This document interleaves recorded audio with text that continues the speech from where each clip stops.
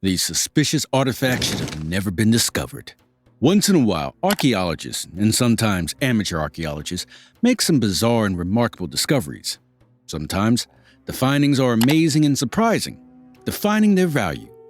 But sometimes, they are something that leads us to think about what it is, how it existed, and more. And besides all, some discoveries led the archaeologists to think about why they discovered such a thing. Today's video is all about such suspicious artifacts that they think should have never been discovered. So to know about these artifacts, watch to the end. And don't forget to subscribe to our channel for more such uploads. Here we begin. High-quality jadeite tool. Jadeite is hard rock, from opaque to translucent, from 300 to 900 CE.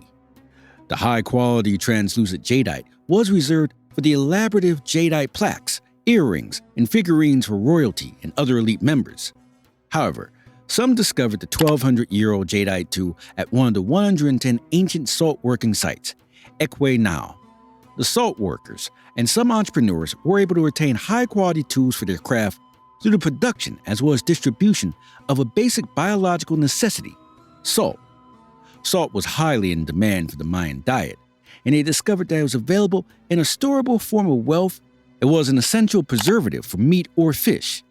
The site, Ekwe Nauntu, is made of high-quality jadeite, which is surprising given its texture.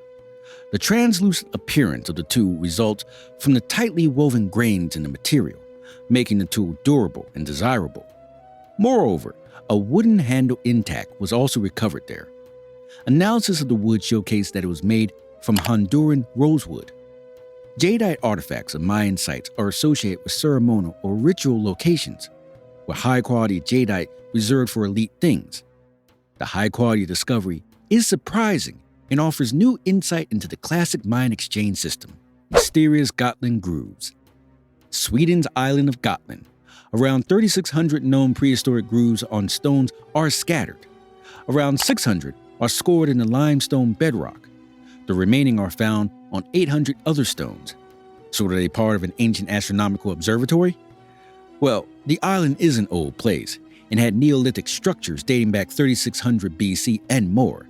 Various are complexes and include stone rows, circles, and dolmens. Most of them were discovered to be astronomical alignments, and some have something to do with the moon.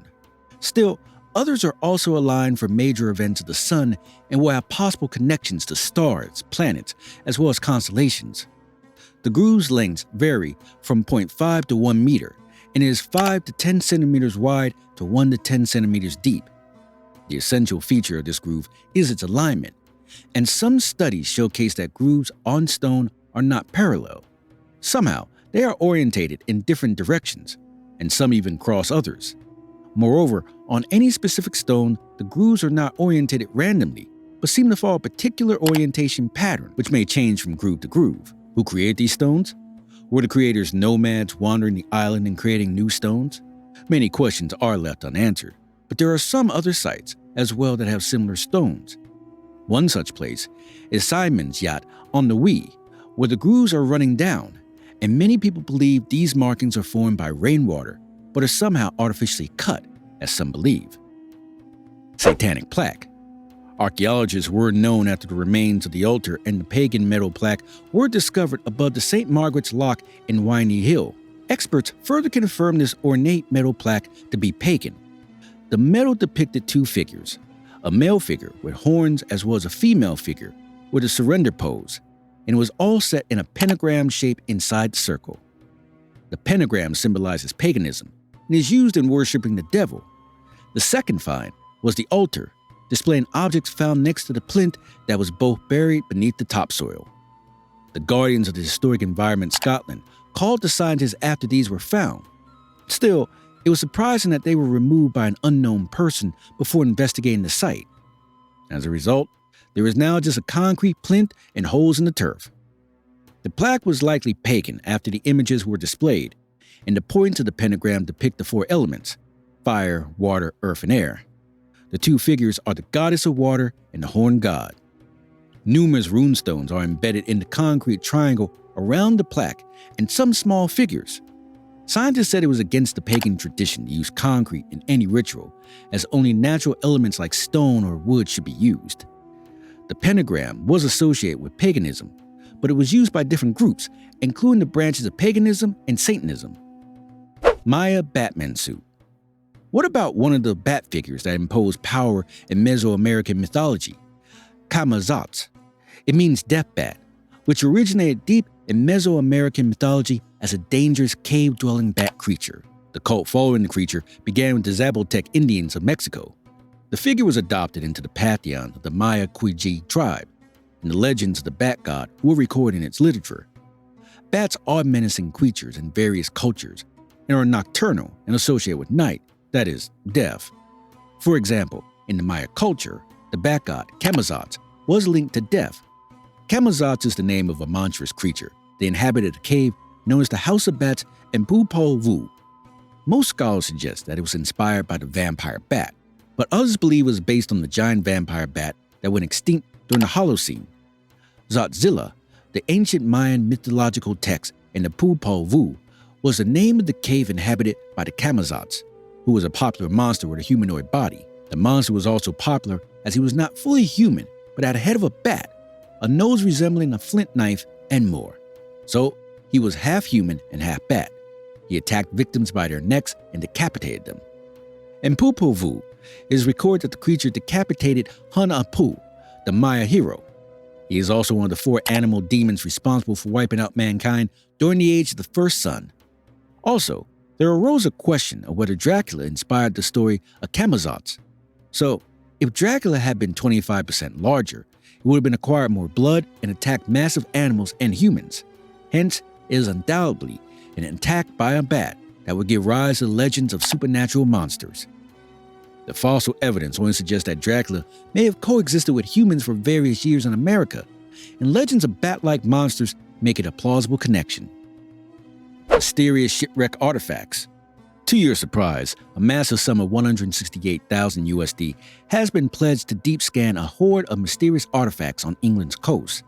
The chief executive of Historic England said the generous grant will place the place at the forefront of heritage archaeology for various years to come. As an example of how the new equipment will be used, numerous artifacts were recovered from the Ryswick shipwreck that sank off the coast of Kent in 1740 AD and was loaded with trading goods like a hoard of silver coins, a chest of metallic thimbles, and more. Most of them were covered in concentrations caused due to hard mineralization. This was discovered when some divers investigated the 300-year-old shipwreck and found coins sewn into people's clothing. This provided them an insight into the lives of ordinary people in the 18th century and demonstrated the rich maritime heritage of Kent. The Ryswick vessel from the Tudor period and sank in the winter of 1740. It was discovered in 2018 on the bed of an English channel, having struck the Goodwin Sands, the popular shipping hazard known as the Great Ship Swallower. The vessel had 237 passengers and crew who were all lost, and they took heavy cargo of iron, silver bullion, cut stones, and more with them. The archaeologists discovered silver coins around 85 feet deep on the seabed.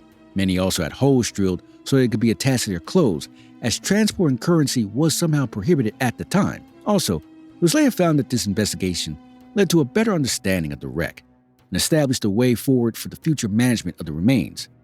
Lead sarcophagus. Earlier, Spanish archaeologists working in Grenada's downtown were going for their routine excavation in a historic building when they found some relics from the Muslim and Christian period. But the surprising thing for them was to find a Roman period-led sarcophagus. So it was luck or their intuition that led them to this discovery. They could have stopped their work since they didn't expect such a thing that is an ancient relic from the medieval period anyway. The coffin from which this relic was found measures 1.97 meters in length, 40 centimeters in height, and a bit wider at the head than at the foot end. Also, it weighed around 300 to 350 kilograms, which makes it a big find. The sarcophagus was dated to the 2nd or 3rd century AD, but there was no apparent inscription for the proper dating. Nevertheless, the archaeologists have expressed strong hope that there is a body inside the sarcophagus, and they were lucky enough to recover textiles or personal items buried with the body, though the coffin has not been opened yet. If there were human remains, they will be sent to the Forensic Archaeologist Laboratory at Grenada's University for further analysis. And if they discover the content of the sarcophagus, They would use that to discover more about the burial rituals during the Roman period. Let us know your views in the comments below.